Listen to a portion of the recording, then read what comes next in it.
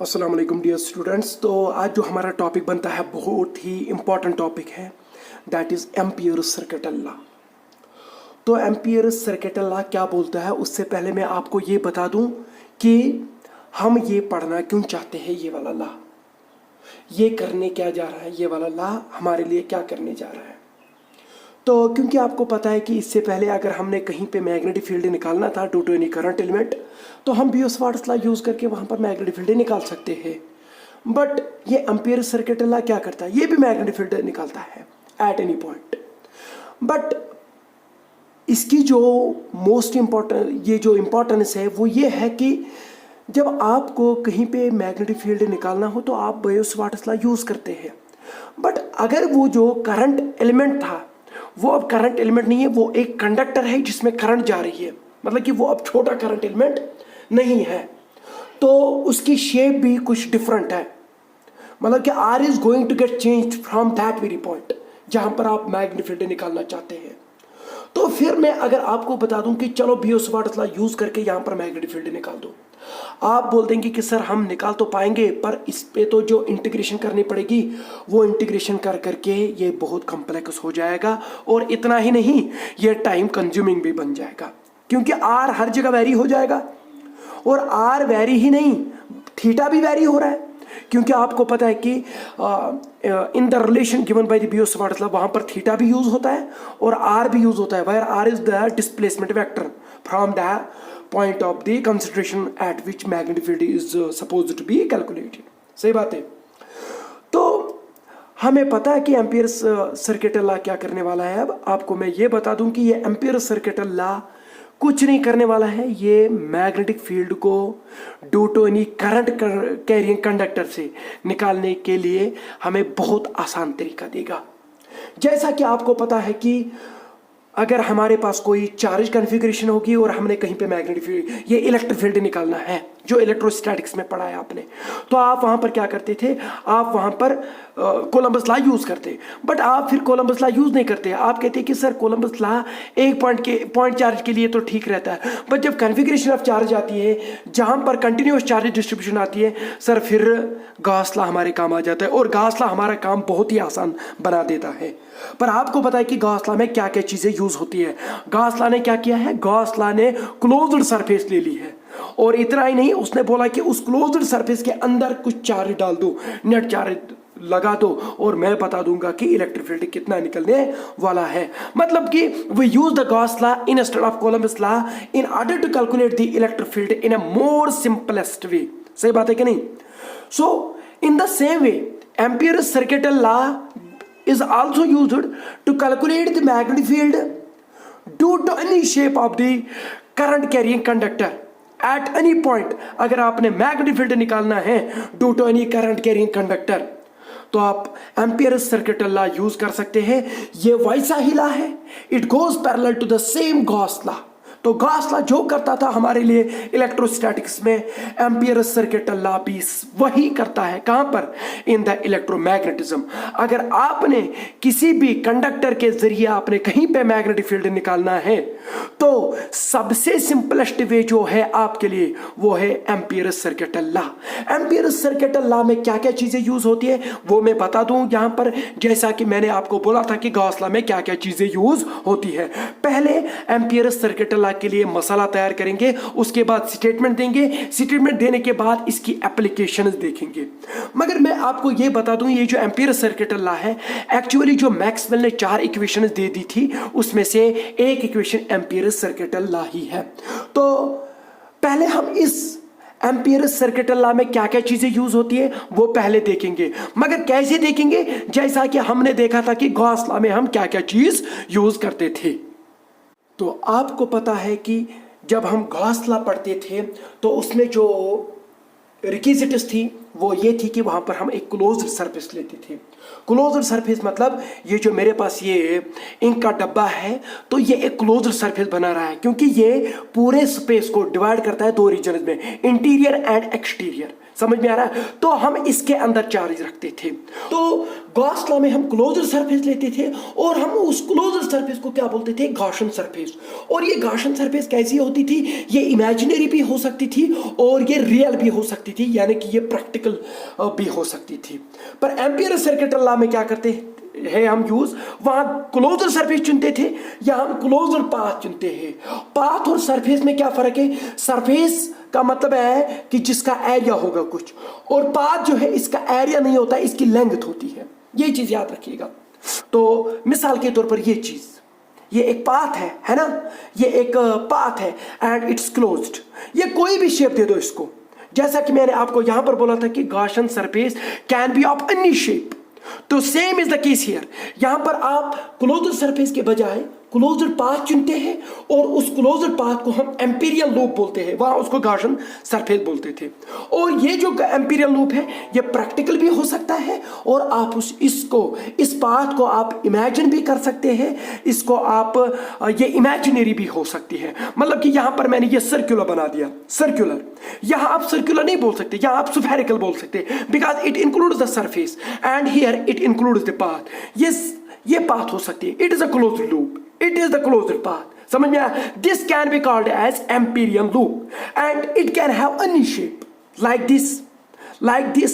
अरे कोई भी शेप ले लो, हार्ट टाइप शेप बना दो तो वो भी क्या कहलाएगा? वो भी एम्पीरियल लूप कहलाएगा। आप स्क्वायर शेप बना दो इसका, समझ में आ रहा है? इसका रेक्टेंगुलर शेप बना लो, ट्रेपीजियम शेप बना लो, कोई भी शेप बना सकते हो। किसका? एम्पीरियल लूप का। मगर ये याद रखना, यहां पर क्लोज्ड पाथ आती है, वहां क्लोज्ड सरफेस आता था। जब आपको गॉसियन सरफेस में, जब आपको गॉस लॉ में क्लोज्ड सरफेस आती थी तो फिर आप क्या करते थे? उस क्लोज्ड सरफेस को क्या करते थे? उसको छोटे छोटे पार्ट्स में डिवाइड करते थे, स्मॉलर ये एलिमेंट्स लेते थे। मतलब कि वो कौन से एलिमेंट्स होते थे? Area elements. क्या करते थे फिर आप वहां पर closed surface integral of electric field निकालते थे। यानी कि what is this thing called? E dot D S. आप एरिया छोटे छोटे एरिया एलिमेंट्स लेते थे, उसको डॉट प्रोडक्ट करते थे किसके साथ? इलेक्ट्रिक फील्ड के साथ। क्योंकि आप उस इलेक्ट्रिक फील्ड अगर होता था उसमें आप छोटे छोटे एरिया, यानी कि वो पूरा गॉसियन सरफेस रखते थे। किसमें? इलेक्ट्रिक फील्ड में। फिर वहां क्या निकालते थे आप? Closed surface integral. ये जो मैंने यहां पर सर्कल बना दिया है ना, इस इंटीग्रल के ऊपर, इसका मतलब है कि it is closed surface integral of electric field निकालते थे आप। और यहां पर आप क्या करते हैं? यहां पर आप मैग्नेटिक फील्ड, वहां पर आप इलेक्ट्रिक फील्ड को उसमें सरफेस रखते थे। कौन सी सरफेस? Closed surface. मतलब क्या? अगर इस डायरेक्शन में मैग्नेटिक फील्ड, इलेक्ट्रिक फील्ड जा रहा है तो गॉस लॉ बोलता था कि अब इस इलेक्ट्रिक फील्ड में आप एक क्लोज्ड सरफेस को रख लो, फिर उस क्लोज्ड सरफेस का क्या निकालो? E dot D S. मतलब कि यहां पर एक एरिया एलिमेंट चुन लो तो उसको ई डॉट डी एस निकालो, यहां पर एक और एरिया एलिमेंट चुन लो, उसका ई डॉट डी एस निकालो, फिर उसका इंटीग्रेट कर लो क्लोज्ड सरफेस के लिए। तो यहां पर क्या करना है? इन द सेम वे, अब अगर मेरे पास इस डायरेक्शन में मैग्नेटिक फील्ड है तो अब हमने यहां पर क्लोज्ड सरफेस नहीं रखनी है, यहां पर हमने क्लोज्ड लूप रखना है। मिसाल के तौर पर अगर इस डायरेक्शन में मैग्नेटिक फील्ड चल रहा है तो आपने क्या करना है? इसमें आपने एक क्लोज्ड लूप रखना है, क्लोज्ड सरफेस नहीं रखनी, closed loop. Is it closed loop? This ऐसे रखो, ऐसे रखो, वैसे रखो, आपकी मर्जी। मैं बाद में बता दूंगा कि आप कैसे रखिए, जैसे आपको आसानी हो जाएगी मैग्नेटिक फील्ड निकालने के लिए। सो यहां पर क्या करेंगे आप? यहां पर आप बी डॉट डी एल निकालेंगे, बिकॉज डी एल आप यहां पर इस पे डीएल निकालेंगे। DL is the displacement vector. यहां पर एक छोटा सा डिस्प्लेसमेंट लेंगे आप। So displacement is the vector quantity और मैग्नेटिक फील्ड की डायरेक्शन देख लो और बी डॉट डीएल निकालो। वहां पर आप ई डॉट डीएस निकालते थे। समझ में आया? तो ये किसके ऊपर निकालो? क्योंकि ये जो डीएल है, DL is the small length element of this loop. So DL DL DL DL DL पूरे लेंथ पे, पूरे क्लोज्ड लूप पे बी डॉट डीएल निकालो। यहां पर आप closed surface integral of electric field निकालते थे, यहां पर आपने इन द सेम वे क्या निकालना है? क्लोज्ड। यहां तो सरफेस नहीं है, यहां क्या है? ये लाइन, ये छोटा छोटा लाइन एलिमेंट है। तो आप यहां क्या निकालेंगे? Closed line integral of magnetic field. अब आप बोलेंगे कि सर ऐसा तो हमने कहीं यूज नहीं किया। हाँ, आपने ये चीज यूज करी है, ये वाली इक्वेशन। इन द सेम वे ऐसा ही आपने work done by the variable force निकाला है, वहां पर आपने क्लोज्ड लाइन इंटीग्रल या open line integral of the force निकाला है, एफ डॉट डी एल। समझ में आ रहा है? वहां पर आपने ये चीज यूज करी है।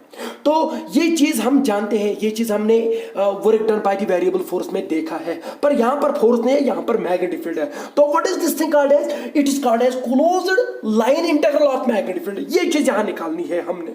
तो गॉसिस लॉ में आपको पता था कि closed surface integral of electric field किसके बराबर निकलता था? Q I divide by epsilon naught, मगर in free space, that is why here it is epsilon naught. So Q I क्या था? Net charge enclosed by the closed surface. समझ में आ रहा है? उस क्लोज्ड सरफेस के अंदर कितना नेट चार्ज है, that is why Q I लिखा, इंटीरियर।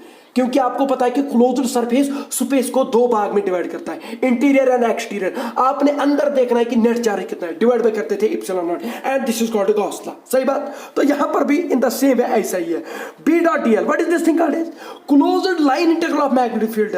यहां पर ये किसके बराबर होता है in the free space? Mu naught I E. Mu naught I E, what is mu naught? It is the permeability of free space. यहां पर था इप्सिलॉन नॉट, यहां है म्यू नॉट आई, यहां क्यू आई था net charge inside the closed surface. यहां ये बोलता है नेट करंट। आई समझना क्या है? Net current passing through the surface enclosed by the closed loop. अगर मैं ये आई, इसको हम एनक्लोज्ड करंट भी बोलते हैं, ये चीज याद रखिएगा। तो ये चीज याद रखिएगा कि ये एनक्लोज्ड करंट क्या होता है, इसको इसके बारे में बाद में बता दूंगा। जैसे मैंने वहां पर बोला था कि net charge inside net charge किसके बराबर निकलता है, वैसे ये आई भी देखना है कि नेट करंट या नेट पासिंग करंट, या हम बोलते हैं इसको एनक्लोज्ड करंट, आई को एनक्लोज्ड करंट भी बोलते हैं। तो ये निकलता है mu naught I. And this thing, ये जो मैंने यहां पर लिखा, this thing is actually the Ampere's circuital law. What is the Ampere's circuital law? It states that closed line integral of the magnetic field in the free space is equivalent to mu naught times the net current enclosed by the closed loop. जो closed loop है उसके अंदर देखो net current कितनी है।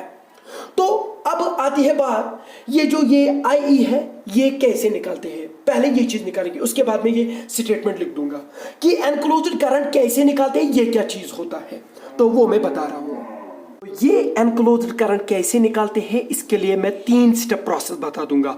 वो 3 steps आपको sequentially याद रखने हैं। तो एनक्लोज्ड करंट कैसे निकालते हैं?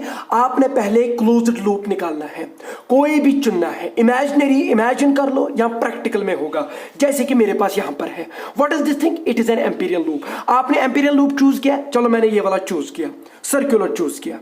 It is what? It is a circular Amperian loop, ये मैंने चूज किया।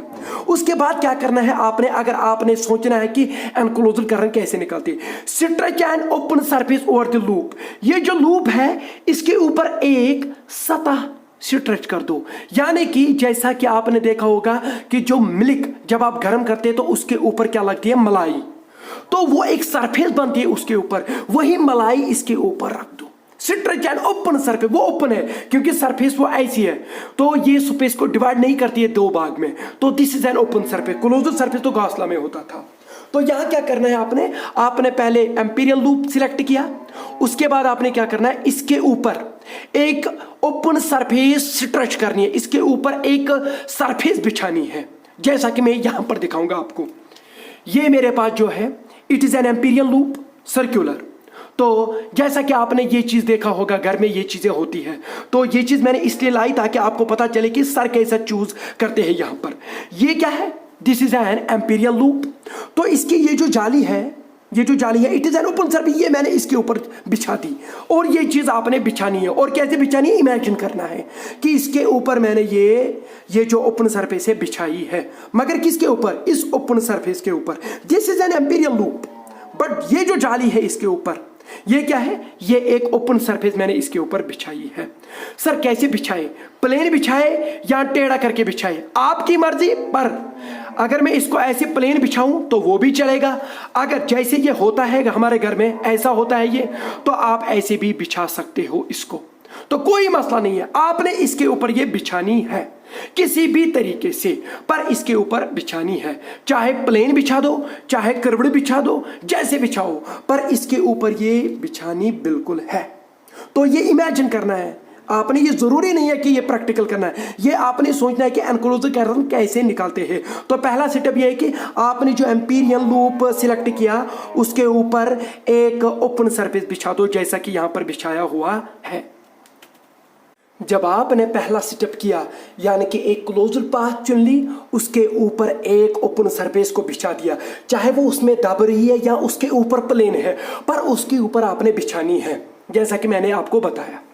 और उसके बाद दूसरा स्टेप क्या है, algebraically at the current is passing through that surface will give you the net enclosed current.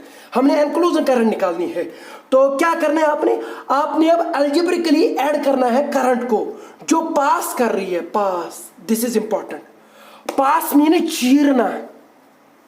देखो अगर ये मेरे पास एक एम्पीरियल लूप है, आपको दिखाई दे रहा है, is it a closed path, it is an Amperian loop, और इसके ऊपर आप इमेजिन कर लो, मैं दिखा नहीं पा रहा हूं आपको, इमेजिन कर लो इसके ऊपर मैंने एक जो मलाई है वही मैंने इसके ऊपर रखी है, एक सरफेस, प्लेन सरफेस बिछाई है।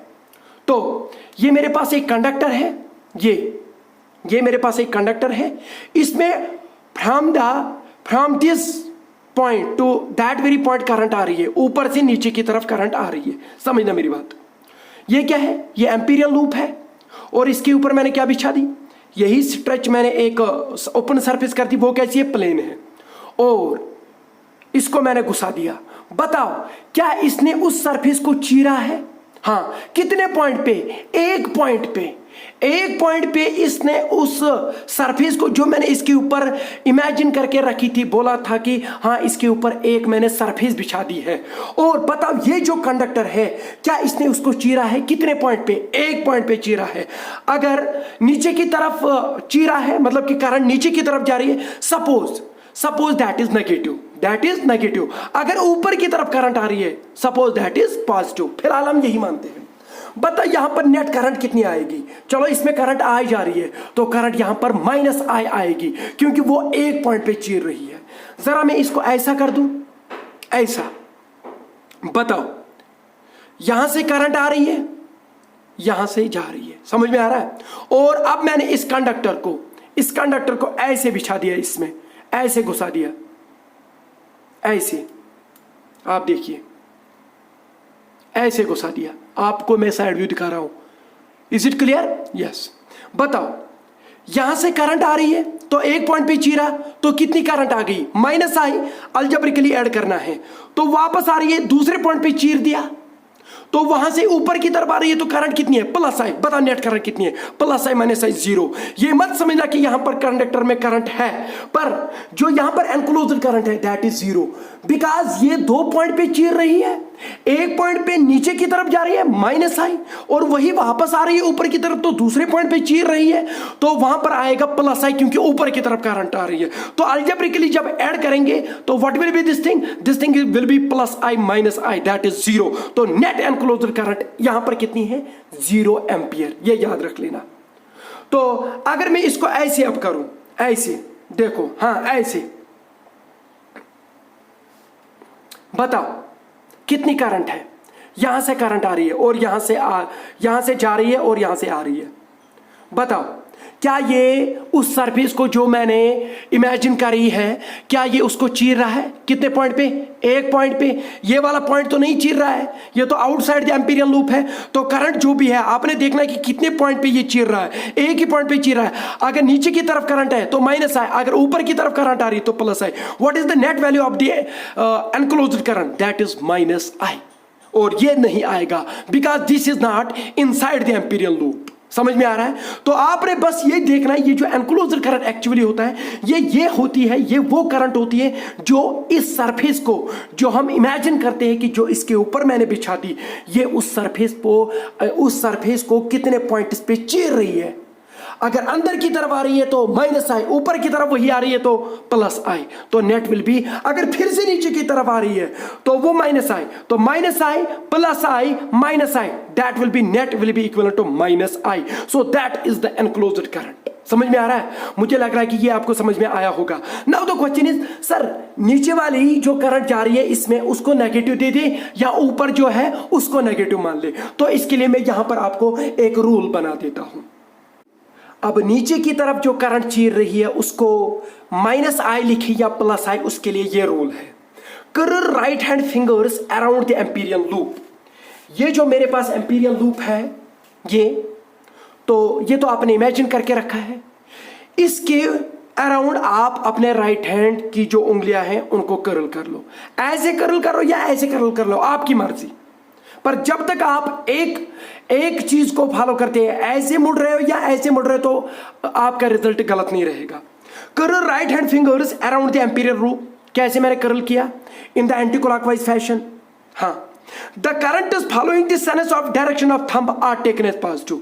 तो थंब किधर की तरफ? ऊपर की तरफ। जो करंट अब इस एम्पीरियल लूप में पे जो आपने सरफेस फेरी है, जो आपने सरफेस इसके ऊपर से टच करी है, अगर वो करंट ऊपर की तरफ है, वो किस डायरेक्शन में? In the direction of the thumb, उनको पॉजिटिव ले लो। अगर वो नीचे की तरफ है, opposite to the direction of the thumb, उनको नेगेटिव ले लीजिएगा। ये चीज याद रखिएगा।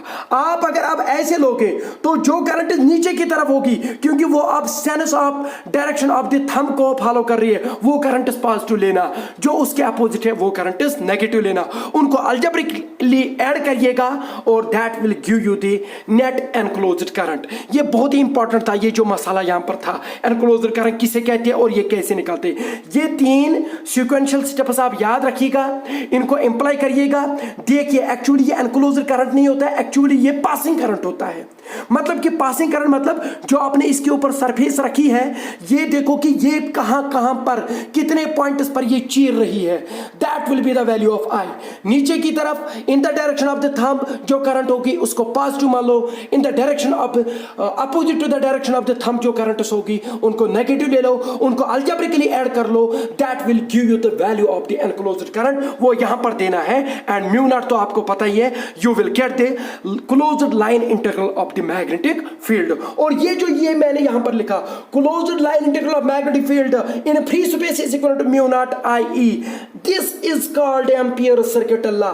ये चीज यूज करके आप क्या कर सकते हैं कि जो भी आपको कॉम्प्लेक्स सर्किट्स थे, जो भी आपको मतलब कि कहीं से भी किसी भी करंट कैरिंग कंडक्टर से आपने अगर मैग्नेटिक फील्ड निकालना है तो आप ये चीज यूज करिएगा, ये चीज एम्पियर सर्किट लॉ यूज करेगा। You will get the magnetic field in a more simpler way as the Gauss's law.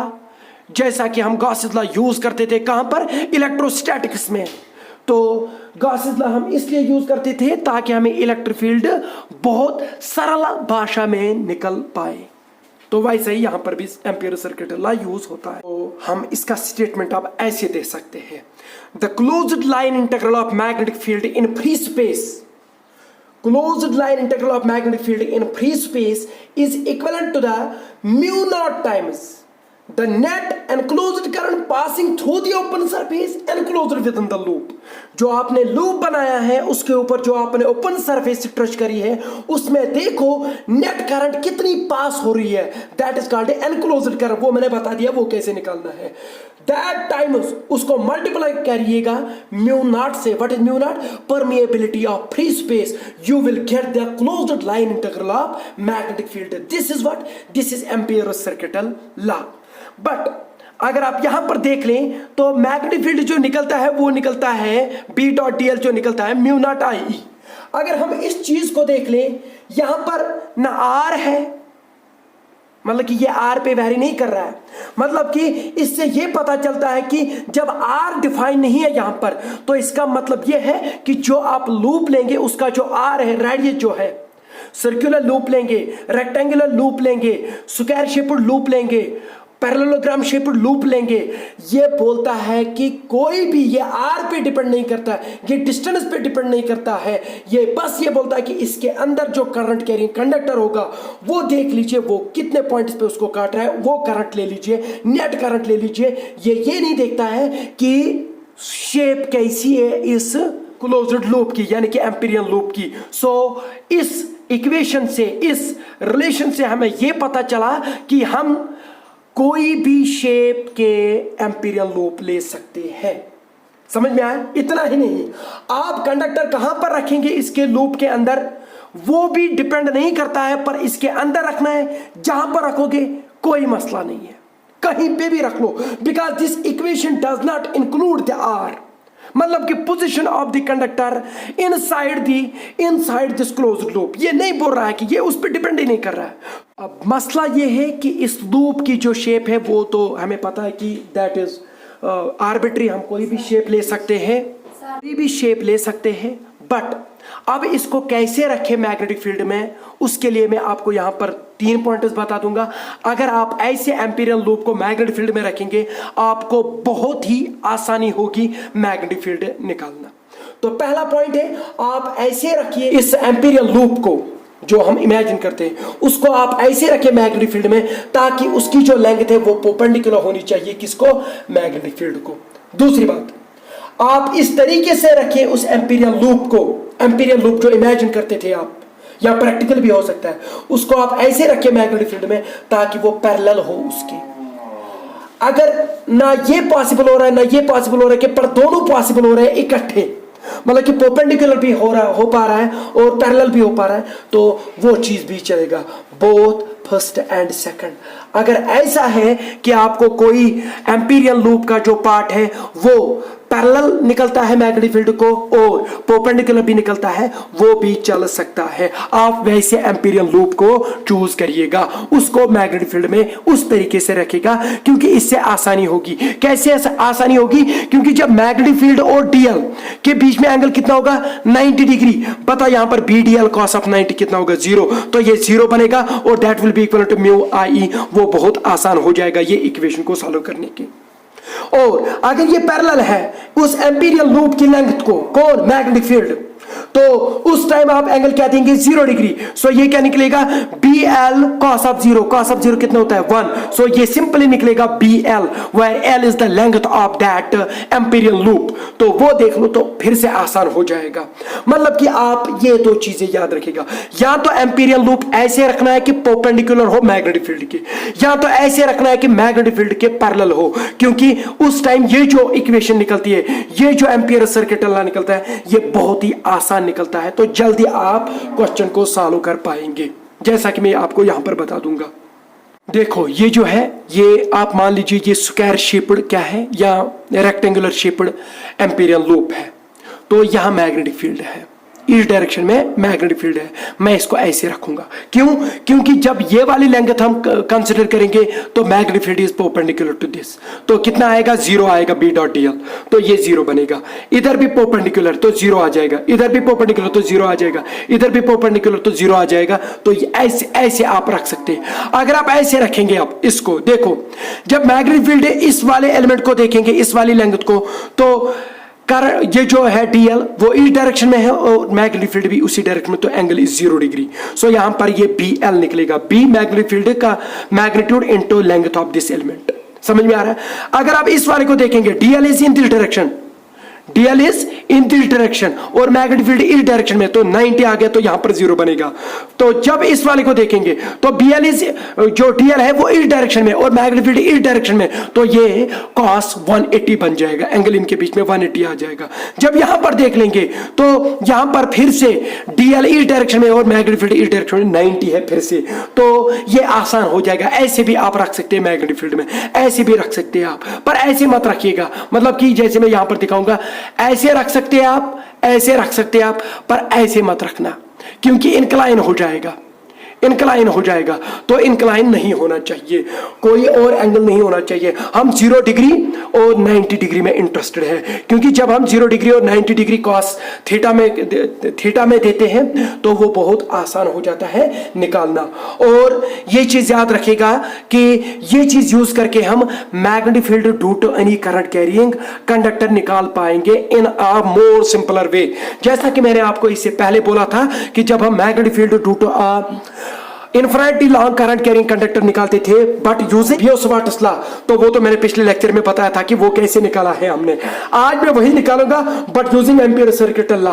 आप देख लेना कितनी फर्क है इन 2 लॉ में यूज करने में, और आप एम्पीयर सर्किट लॉ ही यूज करेंगे, और ये मोस्ट इंपॉर्टेंट लॉ है। यहाँ पर मैं एम्पीयर सर्किट लॉ यूज करूंगा, और जो infinity long current carrying conductor है जिसमें करंट जा रही है आई इन द अपवर्ड डायरेक्शन, जैसा कि मैंने यहाँ पर बताया और इससे पहले भी बताया था, यूजिंग यूजिंग बियोट लॉ। मुझे पता है कि वहां पर कितना टाइम लगा था, एक लेक्चर था वहां पर। देखो यहां पर अगर इसको 2 मिनट लगेंगे तो बता देना मुझे, मगर मैं यहां पर एम्पियर सर्किट लॉ यूज करता हूं। इसमें करंट कितनी जा रही है, आई। और आपको पता है कि जब current up in the upward direction जा रही है तो मैग्नेटिक फील्ड इसके इर्द गिर्द कंसेंट्रिक सर्कल्स में होगा। सही बात है, in the anti clockwise fashion. समझ में आया? तो मैग्नेटिक फील्ड किस डायरेक्शन में, इस डायरेक्शन में, मतलब कि इन द कंसेंट्रिक सर्कल इसके इर्द गिर्द। तो मैंने इस पॉइंट पी पे मैग्नेटिक फील्ड निकालना है। मैं क्या करता हूं कि मैं इसके इर्द गिर्द जो मैग्नेटिक फील्ड इस पॉइंट पे निकलता है, मैं उस पॉइंट पे, उस आर की डिस्टेंस पे एक सर्कल बनाता हूं।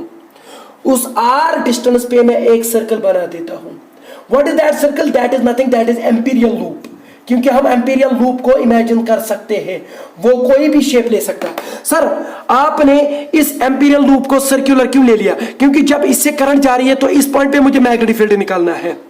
तो magnetic field is in the direction, तो मैग्नेटिक फील्ड की यहां पर जो डायरेक्शन होगी वो टैंजेंट होगी, यहां पर जो डायरेक्शन होगी टैंजेंट होगी, यहां पर टैंजेंट होगी, तो यहां पर जो होगी टैंजेंट होगी। समझ में आ रहा है? तो मैंने एम्पीरियल लूप भी उसी डायरेक्शन में लिया है। बताओ यहां पर जो टैंजेंट है मैग्नेटिक फील्ड का, वो उस सर्कल के साथ कितना एंगल बना रहा है, उसके टैंजेंट के साथ, डीएल के साथ। So 0 degree. So at each and every point magnetic field is perpendicular, sorry is parallel to the length of that Amperian loop. सही बात है कि नहीं? क्योंकि एम्पीरियल लूप भी उसी डायरेक्शन में है। तो बताओ एम्पीरियल लॉ क्या बोलता है, amperian circuit law, B dot dl. बताओ ये किसके बराबर निकलेगा? यहां पर बी तो मैग्नीट्यूड ऑफ बी, वो तो इस पॉइंट पे भी वही रहेगा मैग्नीट्यूड, यहां पर भी, यहां पर भी, यहां पर डायरेक्शन कंटिन्यूअसली चेंज होती रहेगी। डीएल मैं इसको ऐसे लिखूंगा, ये आएगा B D L cos of. बताओ at each and every point DL, DL of the Amperian loop, DL DL DL. बताओ वो कितना एंगल बना रहा है मैग्नेटिक फील्ड के साथ, क्योंकि मैग्नेटिक फील्ड भी उसी डायरेक्शन में, 0 at each and every point. So ये क्या निकलेगा? cos 0 is equal to 1, B बाहर निकलेगा क्योंकि magnitude at each and every point distant R from the current carrying conductor is having the same magnitude. So DL B DL, DL क्या हो गया? Length of this Amperian loop, मतलब कि जो छोटा एलिमेंट ले लिया मैंने तो उसको क्लोज इंटीग्रेट कर दो over the whole loop. dl dl dl dl dl dl dl, it will be the circumference of the imperial loop. What is that? 2 pi r, where r is the distance of the point of concentration from the current element. So ये निकला b into 2 pi r। ये क्या निकला? Integral, closed line integral of magnetic field, ये निकला ना। बताओ as पर एम्पियर सर्किट लॉ वो क्या बोलता है? एज पर Ampere circuit law b dot dl is equal to mu naught I E. B dot DL line integral किसके बराबर निकला? b into 2 pi R is equal to mu naught I E. बताओ इसके इर्द गिर्द, इसके जो मैंने लूप बनाया, इसके अंदर करंट कितनी जा रही है? आई। किस डायरेक्शन में? अपवर्ड डायरेक्शन में। पार्ट टू लेंगे नेगेटिव, पॉजिटिव, तो आई। बताओ बी किसके बराबर निकलेगा? Mu naught I divide by 2 pi r. बताओ यही निकला था।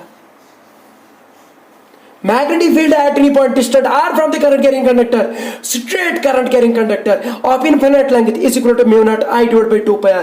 ये मैंने इससे पहले बियोट लॉ यूज करके निकाला था, आज मैंने एम्पियर सर्किट लॉ यूज करके निकाला। बताओ कितना आसान है ये। मुझे लगता है कि आज के लिए इतना काफी। थैंक यू, शुक्रिया।